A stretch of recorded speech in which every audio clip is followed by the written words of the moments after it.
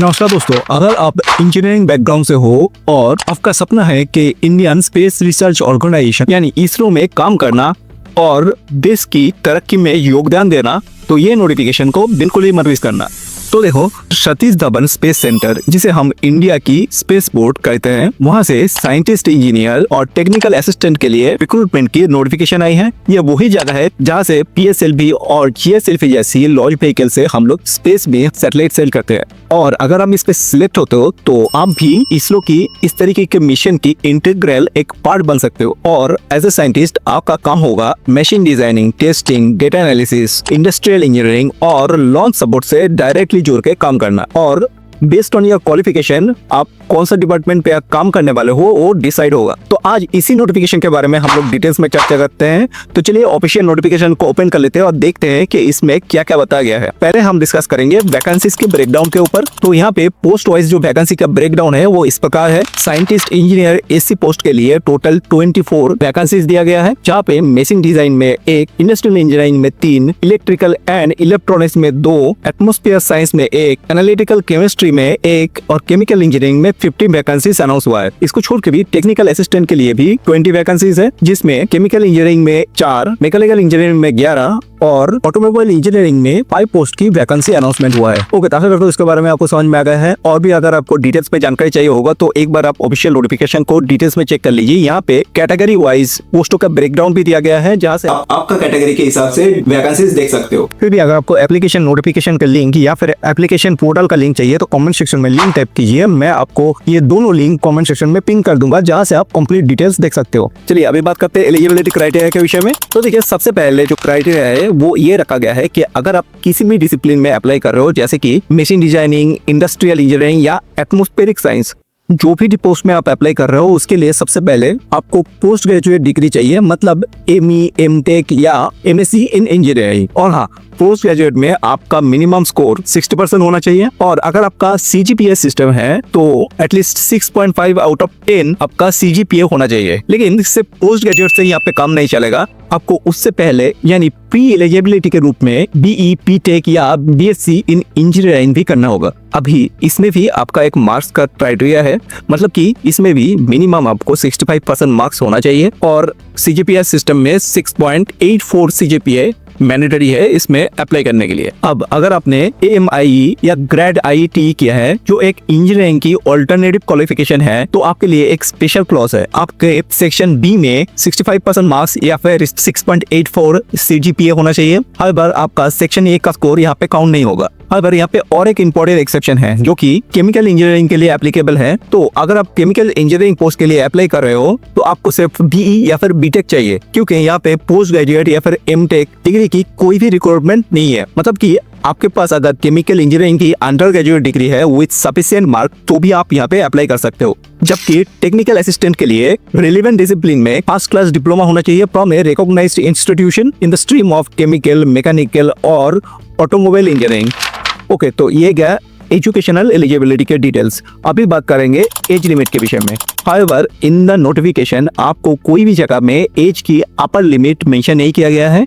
However ये information जरूर mention है कि अगर आप SC, ST, BWBD या फिर एक सर्विसमैन हो तो आपको एज में रिलैक्सेशन एज पर गवर्नमेंट नॉर्म्स दिया जाएगा। फॉर्म फिलअप करने की जो टाइम फ्रेम है ये ऑलरेडी स्टार्ट हो चुका है फ्रॉम 16 अक्टूबर और फॉर्म सबमिशन की लास्ट डेट रखा गया है 14 नवंबर 2025। अभी अगर हम एप्लीकेशन फी के बारे में बात करें तो देखिए, एप्लीकेशन फी के बारे में नोटिफिकेशन में कोई भी जगह में कुछ भी मेंशन नहीं है, तो फिर हम लोग इसके विषय में अभी कोई असम्पशन नहीं कर सकते। रही बात आपको अप्लाई कैसे करना पड़ेगा, तो देखिए इसके लिए आपको SDSC SHAR की ऑफिशियल वेबसाइट पे पहले आपको विजिट करना पड़ेगा। वहाँ पे आपको आपका ईमेल ID और मोबाइल नंबर से रजिस्ट्रेशन करना पड़ेगा। Once you are done with that, आपको अपना फुल एकेडमिक डिटेल्स और पर्सनल डिटेल्स फिल करना पड़ेगा। और ये हो जाने के बाद आपको डॉक्यूमेंट्स अपलोड करके फॉर्म को सबमिट करना पड़ेगा। तो बात करते हैं कौन कौन सा डॉक्यूमेंट आपको सबमिट करना पड़ेगा यहाँ पे। तो देखिए, यहाँ पे आपको educational certificate, marksheet, caste certificate, PWBD certificate अगर एप्लीकेबल है तो, और फोटोग्राफ विद सिग्नेचर का स्कैन कॉपी अपलोड करना पड़ेगा along with your government ID proof. और यहाँ पे ध्यान रखिए कि एप्लीकेशन ओनली ऑनलाइन मोड में ही होगा, मतलब कि ऑफलाइन का कोई भी झमेला यहाँ पे रखा नहीं गया है। ओके, तो अभी बात कर लेते हैं सिलेक्शन प्रोसेस के बारे में। तो देखिए, as per this notification HDSC SHR की साइंटिस्ट इंजीनियर SC पोस्ट के लिए सिलेक्शन प्रोसेस में 2 मेजर स्टेज है। पहला तो है रिटन एग्जामिनेशन। अगर आप इसमें क्वालिफाई कर जाते हो तो उसके बाद होगा इंटरव्यू। रिटन एग्जाम में आपको टेक्निकल नॉलेज और एप्टीट्यूड टेस्ट देना होगा, और उसके बाद जो इंटरव्यू होगा उसमें आपका communication skill, subject matter understanding और ओवरऑल सुइटेबिलिटी को एसेस किया जाएगा। अभी इस नोटिफिकेशन में फंक्शनल सुइटेबिलिटी का भी एक डिटेल्स इन्फॉर्मेशन दिया गया है, जिसमें कुछ कोड्स दिया गया है जिसको पहले तो डिकोड करना बहुत ही जरूरी है, क्योंकि ये ध्यान से आपको समझना पड़ेगा। इन कोड में पहले है एस, जिसका मतलब है सिटिंग, जिसमें ये देखा जाएगा कि कैंडिडेट को for a long duration comfortably बैठ के काम करना आता है कि नहीं। सेकंड है एसटी, मतलब स्टैंडिंग। कभी कभी स्टैंडिंग पोजीशन में भी आपको काम करना पड़ सकता है, तो इसके भी टेस्टिंग और इंस्पेक्शन किया जाएगा। उसके बाद आता है एमएफ, जिसका मतलब है मैनिपुलेशन बाय फिंगर। यहाँ पे ये जांचा जाएगा कि आप अपना फिंगर से स्पेसिफिक कंट्रोल मूवमेंट परफॉर्म कर सकते हो कि नहीं, जैसे कि कोई भी फ्रेजाइल इंस्ट्रूमेंट को हैंडल करना, टाइपिंग और circuit management related works. Next है RW, मतलब रीडिंग और राइटिंग। इससे तो आपको पता ही चल गया होगा कि इसमें देखा जाएगा कि आप कोई भी चीज क्लियरली रीड या फिर राइट कर सकते हो कि नहीं। एंड लास्ट में आता है AC, which stand for seeing, मतलब देखना, जिसमें ये देखा जाता है कि आपका जो विजन है वो क्लियर है कि नहीं।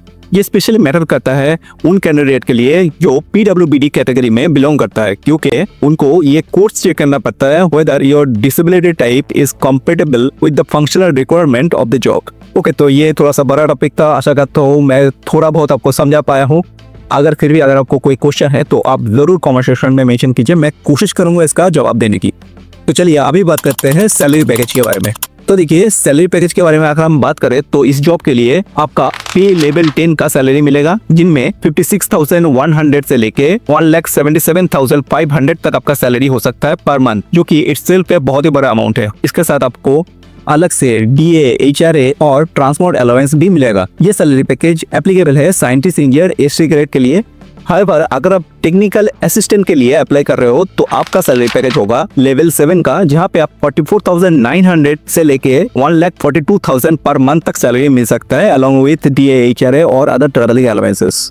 ओके, तो आशा करता हूँ इस विषय में जो जानकारी था वो मैं क्लियरली दे पाया हूँ। अगर आपको ये जानकारी इंफॉर्मेटिव लगा है तो कृपया वीडियो को लाइक कीजिएगा और चैनल को सब्सक्राइब कीजिएगा to get the notification about the latest job updates. मिलते हैं अगले अपडेट में, तब तक के लिए टेक केयर एंड जय हिंद।